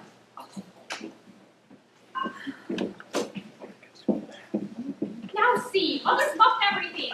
No matter what happened to her out there, Uncle Elwood is still wandering around with Harvey. The thing for me to do? Take more notes. It's all Uncle Elwood's fault. He found out what Mother was up to. He had her put in, and then he ran. No. Don't talk like that. Your Uncle Elwood thinks the world and all of your mother. But ever since he was a little boy, he wanted to share everything he had with her. Well, I'm not giving up. We'll get detectives. We'll find him. Besides, you really better save some of that sympathy for me and Mother. You don't realize what we've had to put up with. Wait till I show you something he brought home about 6 months ago. We get to hide it out with Raj. Wait till I show you. I'm going up to talk to Vita. There's more to this than she's saying. I sense that. You just wait, Judge. Okay, I'll wait. Is he here? What? What's this? That crab pot with the rabbit, is he here? No! And who, may I ask, are you? He ain't here. Okay. The doctor's coming in anyways. What's your name? Chumley. Well. Have I got something to say to him? What's your name? Let's have it. Judge Gaffney. Where's Chumley? The reason I ask your name is the judge always likes to know who he's talking to. Uh-oh. This guy says his name's Judge Gaffney. Well, Chumley. Good evening, Judge. Let's not waste any time. Has he been here? Who? Elwood? No. Now see here, Doctor. You sure he ain't been here? He's wise now. He's probably hiding. It's going to be an awful lot to smoke him out. They're sly, they're cunning, but I get them. I always get them. Have you got the list of places we've been to, Wilson? Yeah, right here in my pocket. Read it. Well, We've been to 17 bars. Eddie's Place, Charlie's Place, Bessie's Barn Dance, the 4th Avenue Firehouse, the 10th, 12th, and 9th Avenue Firehouses, just to make sure, the Union Station, the grain elevator. Say, why does a guy go down to the grain elevator? The foreman is a friend of his. He has many friends in many places. we came out here to see if Mrs. Simmons knew of any other places we might look for him. Now, Dr. Chumley, I need to inform you that Mrs. Simmons has retained me to file suit against you. What? For what happened at the sanitarium this afternoon. A suit? Yes, and while we're on the Well, subject... isn't that pretty? After us dragging your tail all over town looking for that guy. What happened this afternoon was an unfortunate mistake. I have discharged my assistant who made it, and I am ready to take responsibility for this case myself. It interests me, and my amount of interest in a case is something no amount of money can buy. You can ask anyone. What about this afternoon, Doctor? Water under the dam. I see it this way. The important thing now is to get this man and bring him back to the sanitarium where he belongs. That's right, Judge. That is exactly what I think. Let me introduce to you Miss Myrtle May Simmons, Mr. Dowd's niece, Mrs. Simmons' daughter. How do you do, Dr. Chumley? Well, Miss Simmons. Hello, Myrtle. Judge, may I talk to Mrs. Simmons now? Mother won't come down, Doctor. I know she won't. You tried to get Mother to talk to him, Judge. Now see here, your mother was manhandled.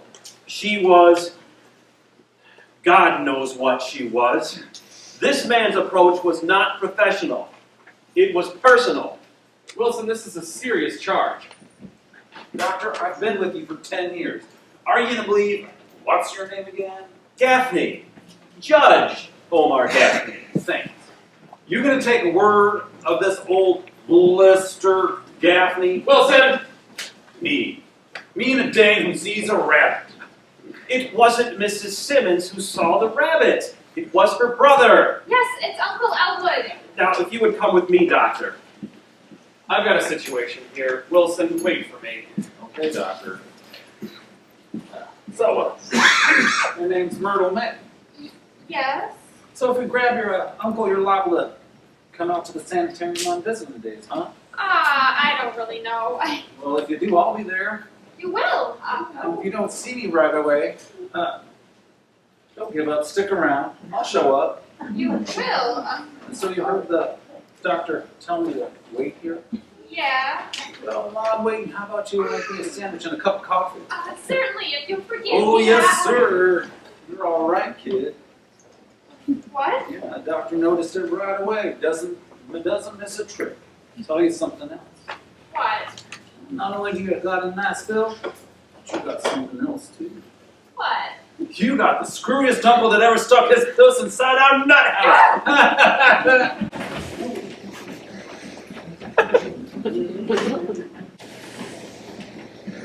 Oh, man.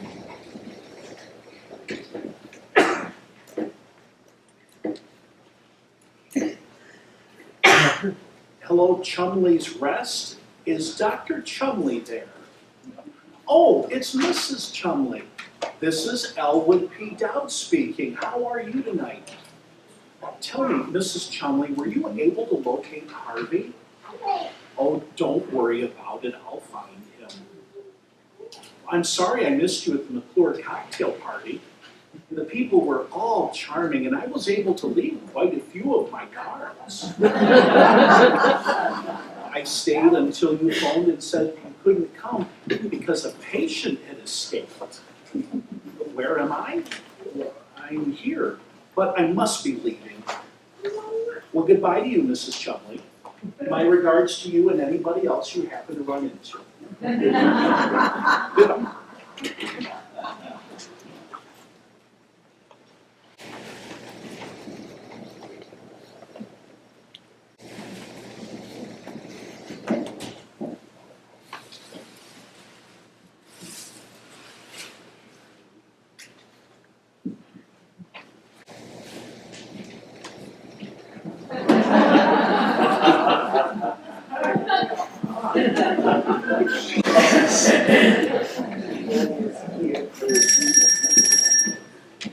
Well, Dr. Chumley, you may as well go home and wait. I'm suing you for $50,000 and that's fine. Mrs. Simmons. Yes? Well, all right. Mrs. Simmons, this portrait over your mantel. That portrait happens to be the pride of this house. Who painted it? Some man, I forget his name. He was around here for the sittings and then we paid him and he went away. Hello, yes? No, this is Dexter 1567. I guess if you have the money to pay someone, you can get them to do just about anything. Well, Dr. Chumley, when you helped me out of the tub at your place, what did I say to you? You expressed yourself. I don't remember exactly what you said. I said, Dr. Chumley, this is a belated civility. Isn't that what I said? You said something of the sort. You brought this up. You may as well learn something quick. I took a course in art this past winter, and the difference between a fine oil painting and a mechanical thing like a photograph is simply this. A photograph shows only the reality. A painting shows not only the reality, but the dream behind it. It is our dreams that keep us alive, that separate us from the beasts. I wouldn't even want to live if I thought it was all just eating and sleeping and taking off my clothes, well, putting them back on again. Oh, doctor! Oh, hold me! Oh! Simmer down, settle down. Everything will be all right. What's the matter? Doctor, that is not my mother! I'm so happy to hear that. He's been here! Oh, Dr. Elwood's been here! Better be quiet now. I'll get it. Hello? Yes. Yes. Who's calling? It's him, Mrs. Simmons. It's your brother. Oh, let me talk to him. Don't tell him I'm here. Be careful. Hello, Elwood. Where are you? What? Oh, just a minute. He won't say where he is. He wants to know if Harvey's here. Tell him Harvey is here. But he isn't. Tell him he's here. That may bring him be able to find out where he is. You have to do it. Hello, Elwood. Yes, dear. Harvey is here. Why don't you come home? Oh. Oh. Oh, well, all right. It won't work. He says for me to call Harvey to the telephone. Tell him Harvey is here, but he can't come to the telephone. Tell him he's in the bathtub. Bathtub? You have to do it, Miss Simmons. It may.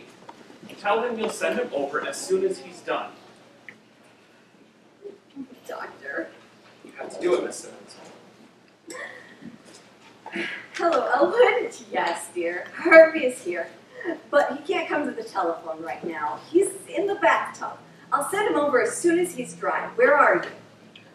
Where, Elwood? Did he hang up? Harvey just walked in the door. He told me I better check in the bathtub. It must be some stranger. But I know where he is. He's at Charlie's place. That's a bar down on 12th and Main.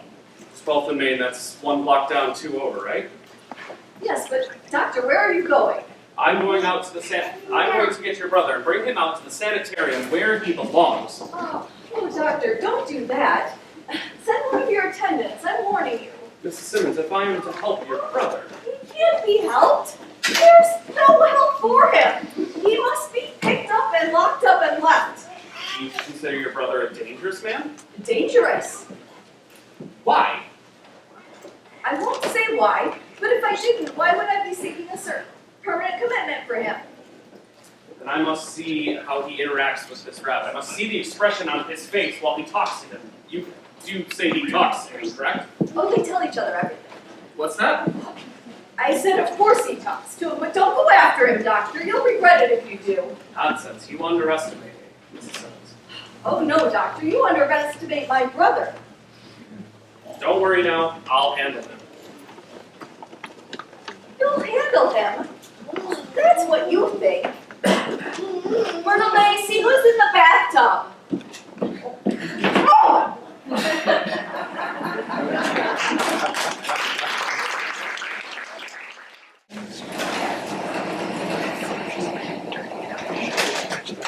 Thank you, I may call later.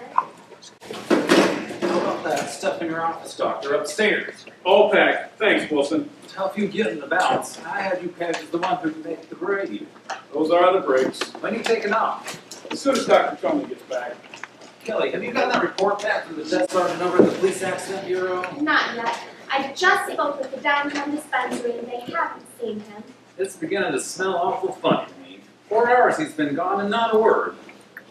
He might not see you again, Doctor, so I want to wish you the best of luck. And I'm awful sorry you got a kick in the ass break. Thanks, Wilson. Good luck to you, too. Look, Kelly, if you don't hear back from the desk sergeant soon, I think I'm going to head out and look for Dr. Chumley myself. He should know better than running off and looking for psychos by himself. I'd like to go help look for the doctor, too, Wilson.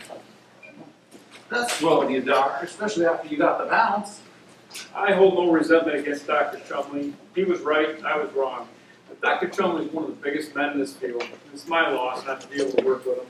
No, you're not so small yourself. Thanks, Wilson. Don't mention it.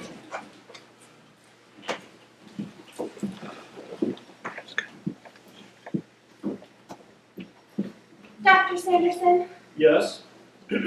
Well, Doctor, I just want to say that I wish you a lot of luck too, and I'm sorry to see you go. Are you sure you can spare these good wishes, Miss Kelly? On second thought, I guess I can't. Just forget it. Miss Kelly, this is for nothing but just a little advice. I'd be careful if I were you of the company I kept. I beg your pardon, Doctor. This is for nothing. You don't have to. I said it was free, but I saw you dancing with this drip the other night at the Rose Room at the Frontier Hotel. Oh, did you? I didn't see you there. I'd be a little careful of him if I were you, Miss Kelly. He looked like a schizophrenic from all the way across the room. You really shouldn't have given him a second thought, Doctor. He was my date, not yours. That was his mentality. The rest of him, well... She was beautiful, though. Who? That girl you were dancing with. I thought you didn't notice. Well, you bumped into us twice. How could I help it? Not that it makes any difference to you, but that girl is a charming little lady with a sweet, kind disposition, and she knows how to conduct herself. Funny I mean, she couldn't rate herself a better date on a Saturday night. And she has an excellent mind. Why doesn't she use it? Oh, I don't suppose you're to be censured for the hard flippant shell you have, but you're probably compensating for something. I am not. And don't use any of your psychiatry on me. Oh, if I could just try one thing on you one time to see if you'd melt under any circumstance, but I doubt it. Well, you'll never know, Doctor. Because you interest me only as a case of history, and that's it. I'd like to know where you get that inflated ego. Inflated ego? Case history? Hey, don't run away. Let's finish it. Just leave me alone. Gladly. Charlie's rest. Yes, Sergeant. No accident report on him downtown or in the suburbs? Listen, Sergeant, wait. Never mind. He's here now. Mr. Dowd? These are for you, my dear. Oh, thank you. They're quite fresh, too. I just picked them outside. I hope Dr. Chumley didn't see you. They're his prized dahlias. Did Dr. Chumley go upstairs? Not knowing, I cannot say. Those colors look lovely against your hair. Thank you. I've never worn burnt orange before. You would improve any color, my dear. Oh, where is Dr. Sanderson? Well, in his office, I think. Now, there you are. I have a cab outside waiting if you and Miss Kelly can get away now. Where is Dr. Chumley? Is he coming too? Oh, that's nice. Now, things have changed since this afternoon, and I urge you to have no resentment against Dr. Chumley. He's your friend, and he only wants to help you. Well, that's very nice of him. I would like to help him too. Well, if you'll begin by having a cooperative attitude, that's half the battle. We all have to face reality sooner or later, Dowd. Doctor, I wrestled with reality for 40 years, and I am happy to state that I finally won out over it. Here you are. Upstairs, buddy. We're going upstairs. There must be some mistake. Dr. Sanderson and Miss Kelly were going to join me downtown for a drink. I'd be glad to have you come with us, Mr. Wilson. Oh, Wilson. They have a wonderful floor show. Now, wait till you see the floor show we got here. Just a minute, Wilson. Just a minute, Wilson. Mr. Dowd, where did you say Dr. Chumley went? As I said, he did not tell me his plans. You mean he hasn't showed up yet? Not yet. Where is he? That's what we're trying to find out. Mr. Dowd walked in here by himself. Oh, did he, eh? Well, you better talk faster. I'm working you over. I'd rather you didn't do that, and I'd rather you not even speak of such a thing in the presence of a lovely young lady like Miss Kelly. Mr. Dowd, Dr. Chumley went into town to pick you up. That was 4 hours ago. Where has the evening gone to?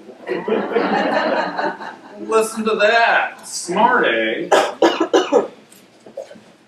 Mr. Dowd, did you see Dr. Chumley tonight?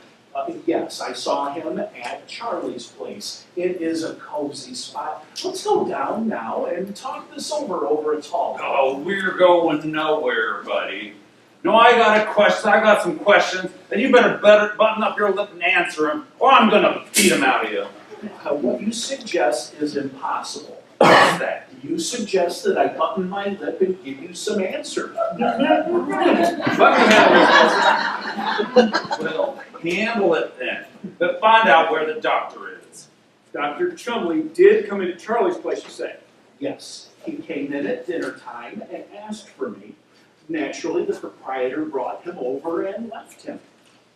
He and I exchanged the conventional greetings. I said, "How do you do, Dr. Chumley?" And he said, "How do you do, Mr. Dowd?"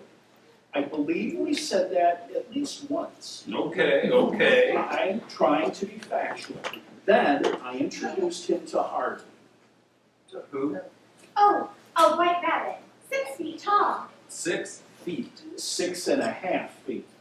Okay, fool around with this guy and the doctor's probably...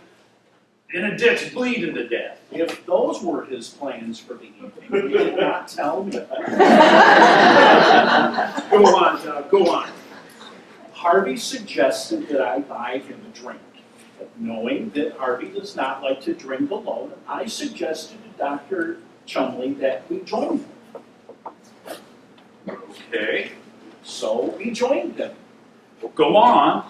We joined him again. Then what? We kept right on joining him. Skip all the joining. You were asking me to skip a large part of the evening. Tell us what happened. Come on, please. Dr. Sanderson, or Dr. Chumley and Harvey got into a conversation quietly at first, but eventually it grew a little more heated. And then Dr. Chumley raised his voice. Yeah, what? Harvey seemed to feel that Dr. Chumley should assume part of the financial responsibilities of the joining. Dr. Chumley did not seem to feel that way. I can believe that part of it. Let him talk.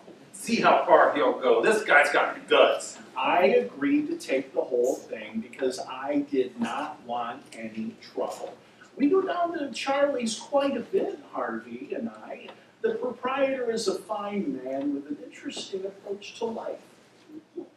Well, just cut the damn double talk and get on with it. Mr. Wilson, you are a sincere type of person, but I must insist you not use that language in the presence of Miss Ellen. Mr. Dow, go on. Dr. Chumley wanted to go to Blondie's Chicken Inn and asked Harvey to come with him. Harvey wanted to go to Eddie's instead. While they were arguing about it, I went to the bar to order another drink. When I came back, they were gone. Hey, where did they go? I mean, where did the doctor go? I don't know. I had a date out here with Dr. Sanderson and Miss Kelly. So you satisfied? You got a story? Okay, you're lying and I know it. I never lie, Mr. Wilson. Maybe he isn't lying, Wilson. That's all this guy is. A bunch of lies. You don't believe his story about the doctor sitting down talking to a big white rabbit. Well, maybe the doctor did go to Charlie's place. And talk to a big rabbit, I suppose. And why not? Harvey was there. At first, Dr. Chumley seemed a little frightened of Harvey, but that gave way to admiration as the evening grew on. That's a nice expression. With your permission, I'd like to say it again. The evening grew on. And with your permission, I'll knock your teeth out. Mr. Wilson, haven't you some old friends you can go play with? The nerve of this guy. He couldn't come out here with an ordinary case of the DTs. No, he had to come out with a big white rabbit. Stimulating as all this is, I really must be going. Charlie's place? Is Dr. Chumley anywhere around there? He was in earlier this evening with a Mr. Dowd. Well, don't bite my head off. My, but he was mad. He said Mr. Dowd was welcome anytime, but his friend was not. No, that was Mr. McNulty, the bartender. He thinks a lot of me. Let's go down and have a drink. Oh, wait a Mr. minute. Dowd. Yes, my dear. May I hold your hand? Well, yes, if you want to. Mr. Dowd, poor Mrs. Chumley is so worried. Something must have happened to the doctor. Can't you think of something, anything that might help? Well, for you, I would do anything. I would almost be willing to live my life over. Almost. But I've told it all. You're sure? Quite sure. Ask me again, won't you? I like that warm tone you had in your voice just now. So do I. Nuts. What? Nuts! I really must be going. I have things to do. Mr. Dowd, what is it that you do? Well, Harvey and I sit in the bars and we have a drink or two. We play the jukebox. Soon the faces of the other people turn toward mine and smile. They're saying, "We don't know your name, mister, but you are a wonderful fellow." Harvey and I warm ourselves in these golden moments. We've entered as strangers, and soon we have friends. They come over, they sit with us, they drink with us, they talk to us. They tell us about the terrible things they've done, the big, wonderful things they will do, their hopes, their fears, their loves, their hates, all very large, because nobody ever brings anything small into a bar. And then I introduce them to Harvey, and he is bigger and grander than anything they offer me. When they leave impressed. The same people seldom come back. That's envy. There's a little bit of envy in the best of us, don't you think? Too bad, isn't it? Hey, Dad, how did you happen to call him Harvey? Harvey is his name. But how did you know that? Well, that is a rather interesting coincidence, Doctor. A few years ago, I was walking in the early evening down Fairfax Street between 18th and 19th. You know that block. Yes. I had just helped Ed Hickey into a taxi. Ed had been mixing his gin and his rye, and I felt he needed conveying.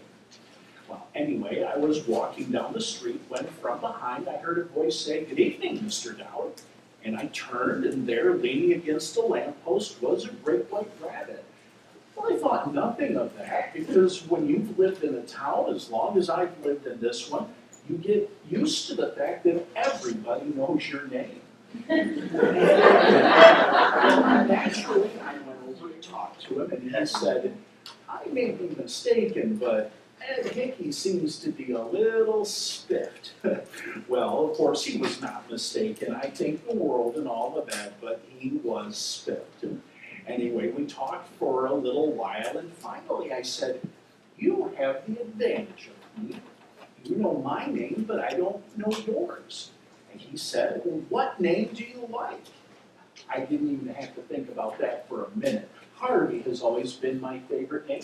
So I said to him, "Harvey." And this is the interesting part of the whole thing. Right back at me, he said, "What a coincidence. My name happens to be Harvey." Now, what was your father's name? John. Dad, when you were a child, you had a playmate, someone you were very fond of, someone with whom you spent many happy hours. Oh, yes, Doctor. Didn't you? What was his name? Vern McElhenney. Did you ever know the McElhenneys, Doctor? No, that's too bad. There were a lot of them. They circulated. Wonderful people. Dad, think very carefully. Didn't you know someone, somewhere, sometime by the name of Harvey? Haven't you ever heard anyone by that name? No, Doctor, no one. Maybe that's why I had such hopes for it. Come on, Wilson, let's take Mr. Dowd upstairs now. Oh, no, I'm not taking that man anywhere. It's your show, you run it. Having him sit here carrying on while the doctor's missing. Okay, it's your show. You run it. Come on, Dowd. Come on, Elwood. Very well. I'm afraid I won't be able to stay and visit for very long. I promised Harvey that I would take him to the floor show.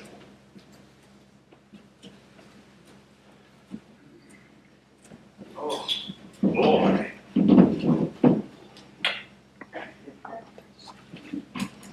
Dr. Chumley, are you all right? Of course I'm all right. I'm being followed. Lock that door. Who's following you? None of your business.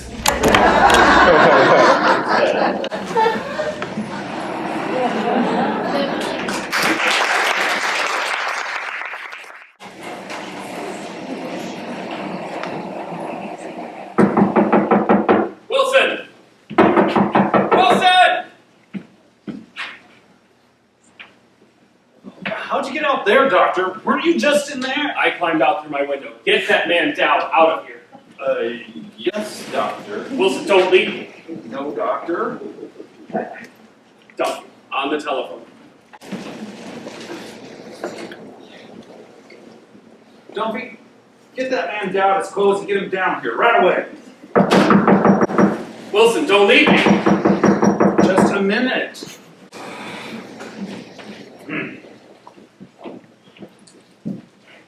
Judge Gaffney. I want to see Dr. Chumley. Hi, Myrtle. Hello. Chumley, we need to talk to you. This thing is serious. Oh, it certainly is. More serious than you suspect. Where can we go to talk? Not in here. The doctor doesn't want you in his office. No, sir. Then sit down, Dr. Chumley. Sit down, Myrtle May. Sit down, Dr. Chumley. Sit down, Myrtle May. Wilson, don't leave me. No, Chumley, here are my notes. The facts. Can anybody hear me? Yes, we can hear you. Is that good? Now, Chumley, has it ever occurred to you the possibility that there might be something like this rabbit Harvey? Of course there isn't. And anybody who thinks so is crazy. Well, don't look at me like that. There's nothing funny about me. I'm like my father's family. They're all dead. Now then, my client, the plaintiff, Miss Vita Louise Simmons, has sworn under oath that on the morning of November 2nd, while standing in the kitchen of her home, upon hearing her name called, she turned and saw the big rabbit Harvey. He was staring at her. Resenting the intrusion, the plaintiff made certain remarks, forcing the creature to leave the room. He went. What did she say to him?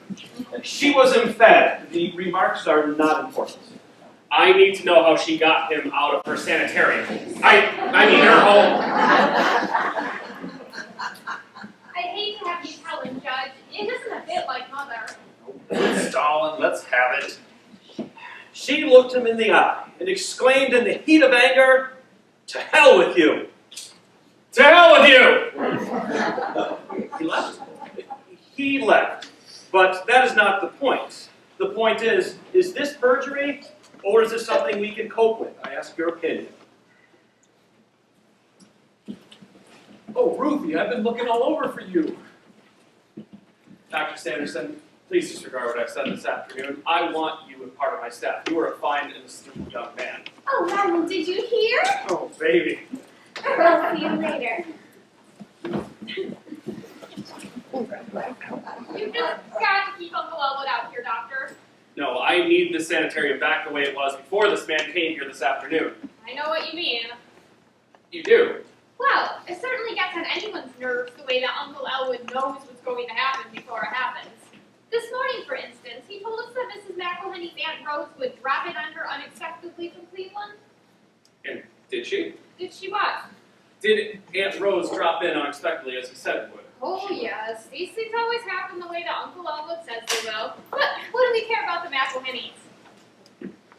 And you say he does this sort of thing often. Well, yes, and it's silly, isn't it? Uncle Elwood says that Harvey tells him everything. Harvey knows everything. Well, how can he if there's no such thing as Harvey? Fly specks. I've been living amongst fly specks, while miracles have been leaning on lampposts at 18th and Fairfax.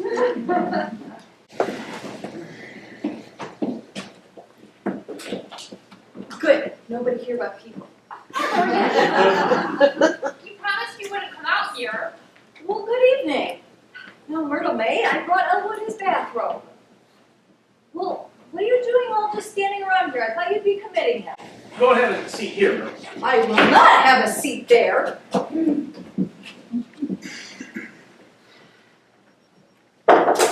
So, Myrtle, how about me and you stepping out Saturday night? Certainly not. Myrtle May, come here. I'm sorry. Is it settled? It will be. Doctor, may I give an opinion? Yes, do, by all means. His opinion. Omar, he's the doctor I was telling you about. The eyes. Doctor, it is my opinion that Elwood P. Dowd is suffering from third-degree hallucinations, and the other party involved is suffering from autosuggestion. It is my recommendation that we give him your Formula 977 and bed rest at home for you too. That's my diagnosis, doctor. Mr. Dowd will no longer receive this rabbit after he has the injection. We've used it in hundreds of psychopathic cases. Well, don't you call my brother a psychopathic case. There's never been anything like that in our family. Well, if you didn't think Uncle Elwood was psychopathic, why did you bring him out here? Where else could I take him? I couldn't take him to jail, could I? Besides, this thing is not your uncle's fault. Why did Harvey have to speak to Elwood in the first place? In a town full of people, why did he have to bother Elwood? Stop putting your oar in. Keep your oar out. If this shot formula brings people back to reality, then give it to them. It's where we want Elwood anyways. I'm not sure this treatment would work in a case of this kind, Doctor. It always has, Doctor. Harvey always follows Elwood home. He does? Yes, but if you give him the treatment and Elwood doesn't see Harvey, he won't let him in. Then when he comes to the house, I'll deal with it. Brother, will you stop talking about Harvey as if there was such a thing? Myrtle May, you have a lot to learn, and I hope you never learn it. Shh. Here comes. Good evening, everybody. Good evening, Elwood. I brought you your bathrobe. Thank you, Vida. Well, Chumley, what are we gonna do? We have to do something. Oh, yes, we must. I should say so. Yes, it's imperative. Well, while you're all making up your mind, let's go down to Charlie's and have a drink. No, Elwood, you're not going anywhere. You're staying here. Yes, Uncle Elwood. Stay here, son. I plan to leave you out here safe. An element of conflict in any discussion is a good thing. It means everybody is taking part and nobody is left out. I like that. Doctor, how did you get along with Harvey? Shh. Well, Doctor, what is your answer? It's your decision. I must be alone with this man. Would you all wait in the other room? I'll have my diagnosis in a moment. Do hurry, Doctor. Well, You stay here, Elwood. Mr. Dowd, could I offer you a chair? Could I offer you a cigar? No, thank you. Is there anything else I could get you? What did you have in mind? Mr. Dowd, what kind of a man are you? And where do you come from? Didn't I give you one of my cards? And where on this tired old earth did you find a thing like him? Harvey the Puka Is it true that he has a function, that he... gets advance notice? I'm happy to say it is. Harvey is functional. Harvey can stop clocks. What? You've heard that expression, his face could stop a clock? Yes, but to what purpose? Harvey says he can look at your clock and stop it. And you can go away as far as you like with whomever you like for as long as you like. And when you come back, not 1 minute will have ticked by. You mean that he actually... Gets advance notice? Yes, he does. Einstein has overcome time and space. Harvey has overcome not only time and space, but any objections. And he does this for you? Well, he's willing to at any time, but so far I've never been able to think of any place I'd rather be. I always have a wonderful time wherever I am, whomever I'm with. I'm having a fine time here with you, Doctor. I know where I'd go. Where? I would go to Gowan. Gowan. There's a summer cottage outside Gowan in a grove of maple trees. Cool, green, beautiful. My favorite tree. I would go out there with a pretty young woman. A strange woman. Quiet. Under a tree. I wouldn't even want to know her name. I would just be Mr. Brown. Why wouldn't you want to know her name? You might be acquainted with the same people. I would send out for cold beer. I would talk to her. I would tell her things I have never told anyone. Things that are locked in here. And then I would send out for more cold beer. No whiskey? Beer is better. Under a tree, maybe, but she might like a highball. I wouldn't let her talk to me. And as I talked, I would hope that she put out a pale, soft hand and stroked my head and said, "Poor thing. Oh, you poor, poor thing." How long would you like that to go on? 2 weeks. Just 2 weeks of Gowan beer and poor thing? No, it wouldn't. It would be wonderful. I can't help but feel you're making a mistake in not knowing that girl's name or letting her her talk. If she gets around at all, she may have picked up some very interesting little news items. And I'm certain you're making a mistake with all that beer and no whiskey. But it's your 2 weeks. Cold beer, a gallon, and one last fling. God, man. Do you think you might like to lie down for a while? No. Tell me, Mr. Dowd, would he do this for me? He could and he might. I have never heard Harvey say a word against Gallon. By the way, Doctor, where is Harvey?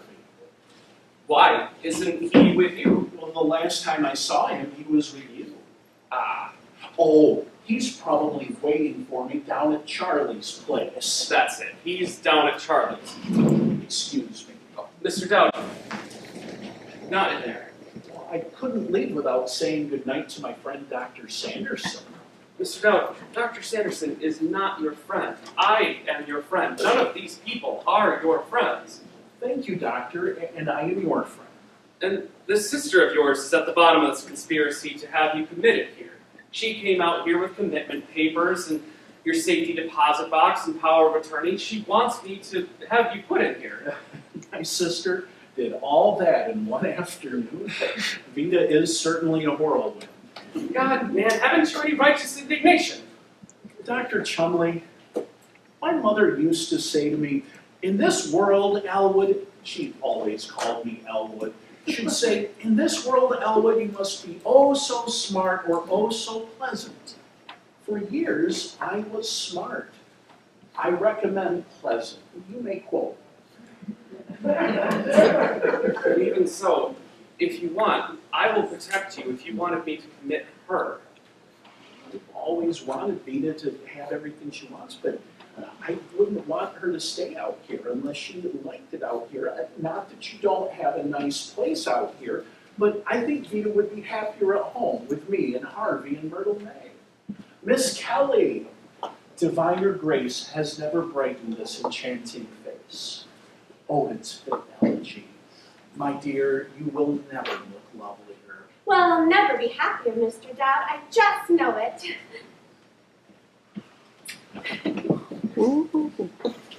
Well, Oh, yes, Doctor. Well, maybe this rabbit gag isn't such a bad thing. Kelly's never kissed me before. Ovid has always been my favorite poem. Well, all right, pal. You're discharged this way out. Wilson, release Mr. Dowd. What? Apologize to him.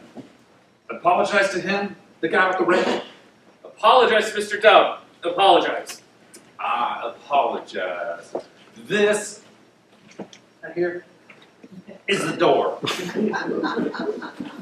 I would be able to remember any more of that poem. If I leave, I'll remember. Mr. Dowd, do young women often come up to you and kiss you like Miss Kelly did just now? Every once in a while. Yes. I encourage it too. It's a hell of a decency. Go ahead and knock. Dr. Sanderson. Just a minute, Doc. Doctor, do you agree with my diagnosis? Yes, call them all in.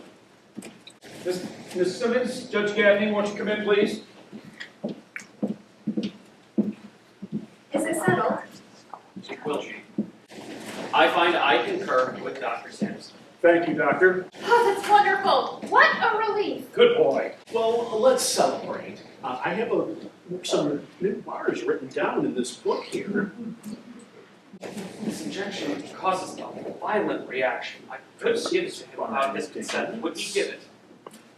If I ask him, he will. This white rabbit I touted. Well, don't ask him. Just give it to him. Never. Benny's Drive-In. We will go to Benny's Drive-In. We should telephone for a table. Vita, how many of us will there be? Oh, Elwood! Mr. Dowd, I have a Formula 977 that would be good for you. Would you take it? Elwood, you won't see this rabbit anymore. But you will see your duties and your responsibilities. If you thought of it, Doctor, I'm sure it must be a very fine thing. And if I happen to run into anyone who needs it, I will be glad to recommend it. For myself, I wouldn't care for it. Hear that, Judge? Hear that, Doctor? That's what we have to put up with. Vita, do you want me to take it? Elwood, I'm only thinking of you. You're my brother, and I've known you for years. I would do anything for you. That Harvey wouldn't do anything for you. He's making a fool out of you, Elwood. Don't be a fool. Oh, I won't. Why, you could amount to something. You could be sitting on the Western Slope Water Board right now if you'd only go over and ask them. All right, Vita, if that's what you want, Harvey and I will walk over and ask them tomorrow. Tomorrow? I never want to see another tomorrow. Not if Myrtle May and I have to live in a house with that rabbit. Our friends never come see us. We have no social lives. We have no lives at all. We're both miserable. I wish I were dead, but maybe you don't care. I've always wanted Vita to have everything she wants. Vita, are you sure? I'll take it. Where do I go? In Dr. Sanderson's office, Dad. Say goodbye to the old fellow for me, will you? Doctor, how long will this take? It will only take a few minutes. Just wait here. Wait.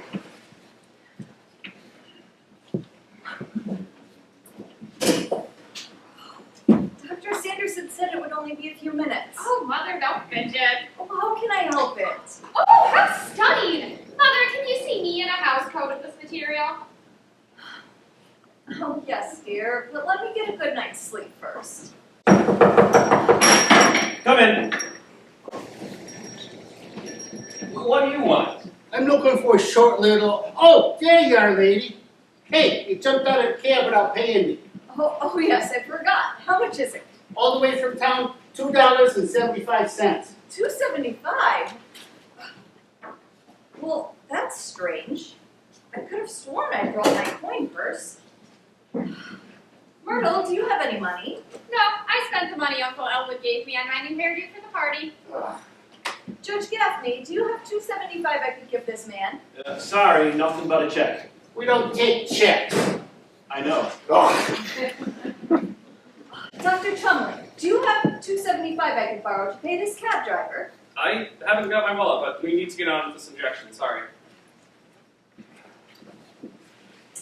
Well, I'll get it for you from my brother, but you'll just have to wait. He's in there to get an injection. It won't be long. You're going to get my money from your brother, and he's in there to get some of that stuff they shoot out here?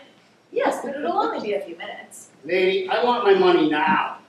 But I told you it would only be a few minutes. I want you to drive us back to town anyway. And I told you I want my money now, or I'm nosing the cab back to town. And you can wait for the bus at 6 in the morning.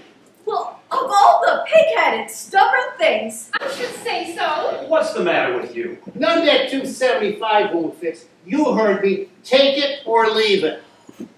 I've never heard of anything so unreasonable in my life. Elwood, could you come out here a minute? This cab driver won't wait. Don't be too long, Dad. Oh, Elwood, would you give this man $2.75? But don't give him any more. He's been very rude. How do you do? Dowd is my name, Elwood P. Loughlin's mine, EJ. This is my sister, Mrs. Simmons, my charming little niece, Myrtle May Simmons, Judge Gaffney, and Dr. Chumley. Hi. Mr. Lofgren, have you lived in this area for long? Yeah, I've lived around here all my life. Do you enjoy your work? It's okay. I've been driving for Apex Cabs for 15 years. And my brother Joe, he's been driving brown cabs pretty near 12. That's interesting. You drive for Apex and your brother Joe for Browns. That is interesting, isn't it? Let me give you one of my cards. Better get on with this, Mr. Dowd. Yes, of course. We would like to have you and your brother join us for dinner someday. Sure, be glad to. When? When would you be glad to? Well, it couldn't be any night except Tuesday. I'm on duty all the rest of the week. We will expect you and your brother for dinner on Tuesday, and we will be glad to see you, won't we, Vita? Elwood, I'm sure this man has friends of his own. Well, one can never have too many friends, Vita. Elwood, don't keep Dr. Chumley waiting. That's rude. Yes, of course. Here you go. Keep the change, and we will look forward to seeing you and your brother for dinner on Tuesday. Will you excuse me, please? Sure. Hey, he's a real sweet guy. Certainly. You could just as well have waited. Oh, no. I've been driving this route for 15 years. I bring him out here to get some of that stuff they shoot out here, and drove him back afterwards. It changes them. Well, I certainly hope so. Oh, and you ain't kidding, lady. I drive them out here, and they sit back and enjoy the ride. They talk to me. Sometimes we stop and watch the sunset and look at the boys flying. Sometimes we stop and watch the boys when there ain't no boys. And look at the sunsets when it's raining. We have a swell time, and they always give me a big tip. But afterwards, Afterwards, oh. What do you mean afterwards, oh? Oh, they crab. They yell at me to watch the lights, watch the brakes, watch the intersections. They scream at me to hurry. They got no faith in me or my buggy. Yet it's the same cab, the same driver, and we go back over the very same road. It's no fun and no tips. Oh, but my brother would have tipped you anyway. He's very generous. Always has been. Oh, no, lady. Not after this he won't be. After this, he'll be a perfectly normal human being. And you know what bastards they are. Glad I met you. I'll wait. Oh, Judge Gaffney, Myrtle May, stop it! Oh, come on there! But you can't do that. Dr. Chumley's giving the objection. Mother, stop it! I don't want Elwood to have it. I don't want Elwood that way. I don't like people like that. Oh, do something with your judge. No, stop it! You shut up! I've lived longer than you have. I remember my father. I remember your father. Oh, What is all the commotion? What's the trouble, Doctor? She's sounding off again? you haven't already given it to him, have you? No, but we're ready to. Wilson, take Mrs. Simmons away. Oh, get your hands off me, you white slinger! You don't know what you want. You didn't want the rabbit either. And what's wrong with Harvey? If Elwood and Myrtle May and I want to live in a house with Harvey, it's nothing to you. You don't even have to come around. It's our business. Elwood! There, Vida. Vida is all tired out. She's done a lot today. Have it your way. I am not missing another game at the club, no matter how big the animal. Come on, Elwood, let's get out of here. I hate this place. I wish I'd never seen it. But, see, It's whatever Vida says, Doctor. Well, that's strange. It must have been here the whole time. I could have paid that cab driver myself. Harvey. Come on, Elwood. Come on, Myrtle May. Hurry up. Good night, Mr. Wilson. Good night, Dr. Chumley. Come along, Elwood. Doctor, for years I've known what my family thinks of Harvey, but I've often wondered what Harvey's family thinks of me. There you are. Doctor, do you mind? You're in his way. Where have you been? I've been looking everywhere for you. Here, Harvey.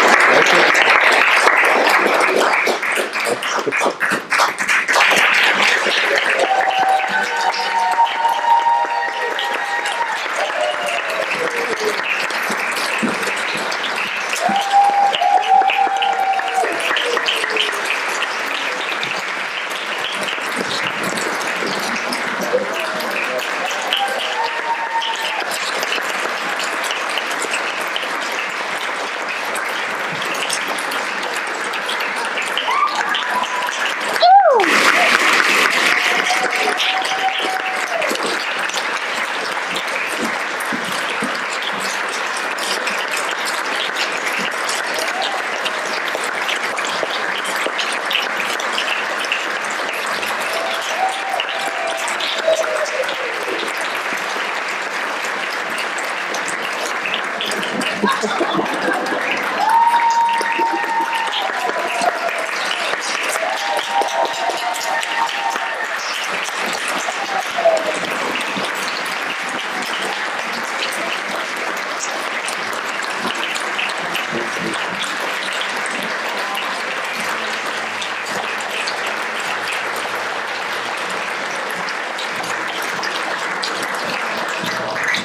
Jerry.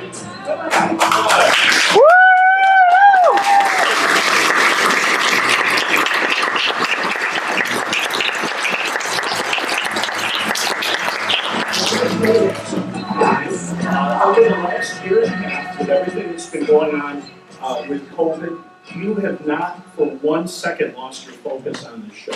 We got emails from you about every week. There isn't anybody, I believe, that was more anxious to get going on the show than you were. And believe me, that energy, that enthusiasm, and that passion came through in every rehearsal to every one of us. We went through the trouble of forcing others to paint something that looked like me. So what we did is we took the painting and we had the whole cast sign it for you.